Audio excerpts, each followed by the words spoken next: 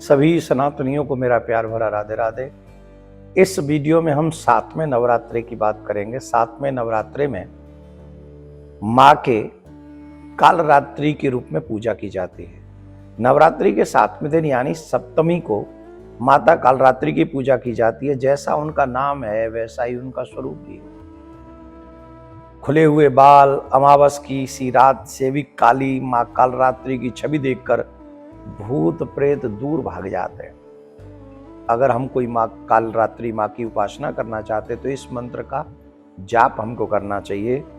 एक वेणी जपा करना, पुरा नग्रा खरा स्थिता, लंबोष्टि कर्णिका करणी, तेला व्यक्त शरीरणी। इस देवी के 3 नेत्र हैं। ये तीनों ही नेत्र ब्रह्मांड के समान गोल हैं। इनकी सांसों से अग्नि निकलती रहती है। ये गंधर्व मतलब गधे की सवारी करती हैं। ऊपर उठे हुए दाहिने हाथ से वो वर मुद्रा भक्तों को वर देती हैं। दाहिने की तरफ से वो दाहिने वाले हाथ से नीचे वाले हाथ से अभय मुद्रा में है, यानी भक्तों को हमेशा निडर निर्भय रहने के लिए कहती हैं, इशारा करती हैं, आशीर्वाद देती हैं। नाम से अव्यक्त होता है कि माँ दुर्गा का यह 7वीं शक्ति कालरात्रि के नाम से जानी जाती है, अर्थात जिनके शरीर का रंग घने अंधकार की तरह एकदम काला है। नाम से ही जाहिर है कि इनका स्वरूप भयानक है। सिर के बाल बिखरे हुए हैं, गले में विद्युत की तरह चमकने वाली बिजली की तरह चमकने वाली माला धारण करती हैं। यहाँ पर खुले हुए बालों का जिक्र है। जब भयानक स्वरूप होता है तब बाल खोल के माँ रण में उतरती हैं।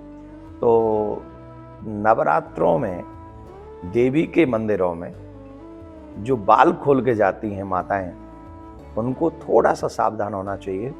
मंदिरों में, किसी भी उत्सवों में, शादी में, नामकरण में या कथाओं में हमको बाल खोल के नहीं जाना चाहिए। इसे अपशगुन माना गया है। ठीक है, तो इस बात को यहां नोट कर लें कि माँ रण में अपने बाल खोलकर दुष्टों का दमन करती है, तो बाल खोलना अशुभ माना गया है। इसको थोड़ा सा ध्यान रखें। माँ की कथा क्या है, कालरात्रि माँ की कथा क्या है, उसको ध्यान से सुने। जब देवासुर संग्राम हो रहा था, देवता और असुरों का युद्ध हो रहा था, उस समय दैत्य शुंभ, निशुंभ और रक्तबीज, इनके भयानक युद्ध से देवता डर गए थे, भयभीत हो गए थे और वो शंकर भगवान के पास में दौड़े दौड़े गए थे। तब शंकर भगवान ने माँ भगवती से, माँ पार्वती से कहा था। तब माँ पार्वती ने दुर्गा का रूप धारण किया और शुंभ निशुंभ का वध कर दिया। परंतु जब रक्तबीज से युद्ध करने लगी तो जब जब उसके अंग को काटते थी तो जितने रक्त के बीज इस पृथ्वी पर गिरते थे उतने ही अनेक रक्त बीज उत्पन्न हो जाते थे। इसीलिए उसका नाम रक्त बीज था। एक बूंद गिरेगी तो एक रक्त बीज खड़ा होगा, वहीं से प्रकट हो जाएगा। वो बीज था, रक्त नहीं था एक तरीके से। तो इस दृश्य को देखकर माँ दुर्गा सोचने लगी कि अब इसका वध कैसे किया जाए। तो लाखों रक्त बीज जब उत्पन्न हो रहे थे तो दुर्गा जी ने अपने तेज से कालरात्रि को उत्पन्न किया।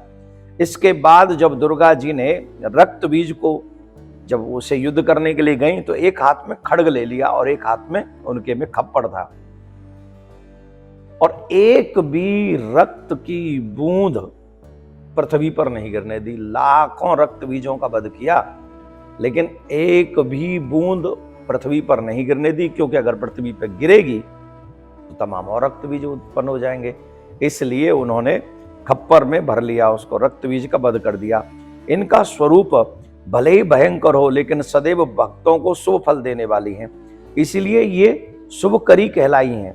अर्थात इनसे भक्तों को किसी भी प्रकार का भय नहीं है। ये हमेशा उनकी उपासना करने वालों को ब्रह्मांड की सारी रिद्धियां सिद्धियां प्रदान करती हैं। मानो दरवाजे खोल देती हैं कि तुम मेरी उपासना करोगे तो तमाम रिद्धि सिद्धि तुमको हम प्रदान कर देंगे।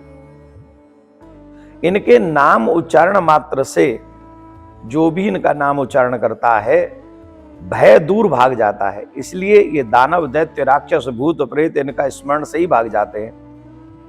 अंधकार में स्थितियों का विनाश करने वाली शक्ति हैं। कालरात्रि काल से उनका स्मरण, कालरात्रि के नाम से स्मरण करने से काल भाग जाता है, डर जाता है।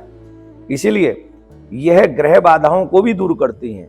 अग्नि, जल, जंतु, शत्रु और रात्रि भय दूर हो जाते हैं। इनकी कृपा से भक्त तरह तरह के भयों से मुक्त हो जाते हैं। नवरात्रि के 7वें दिन मां कालरात्रि की पूजा करना, उनकी अर्चना करना बहुत शुभ होता है। मां कालरात्रि की पूजा करने से जिन जातकों की कुंडली में शनि दोष होता है उसमें बहुत बड़ा लाभ मिलता है। अब ध्यान से सुने कि माता जी के अगर हमें कोई बीज मंत्र चाहिए कालरात्रि को भजन मनाने का, तो कौन सा मंत्र हम जाप करें जिससे माँ कालरात्रि प्रसन्न हो? तो कालरात्रि माँ के जाप का जो बीज मंत्र है हम बता रहे हैं, आप ध्यान से सुने। ओम एम ह्रीम क्रीम कालरात्रि नमः। एक बार पुनः सुन लें। ओम एम ह्रीम क्लीम कालरात्रि नमः। इसकी कम से कम 11 माला हमको करनी चाहिए। माँ कालरात्रि को भोग में क्या पसंद है, उनको भोग क्या लगाएं? उनको भोग लगाने के लिए या गुड़ का भोग लगाएं या गुड़ से बनी हुई मिठाइयों का भोग उनको लगाना चाहिए। पुष्प की बात करेंगे तो वही पुष्प, गुड़ेल का और लाल पुष्प ही उनको अर्पण आप करें, वही ज्यादा शुभ रहेगा।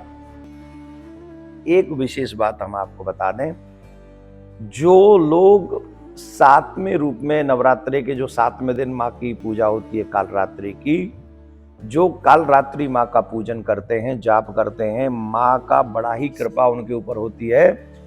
उन भक्तों के ऊपर वो कृपा तो करती हैं, साथ में उनकी अकाल मृत्यु का हरण कर लेती है।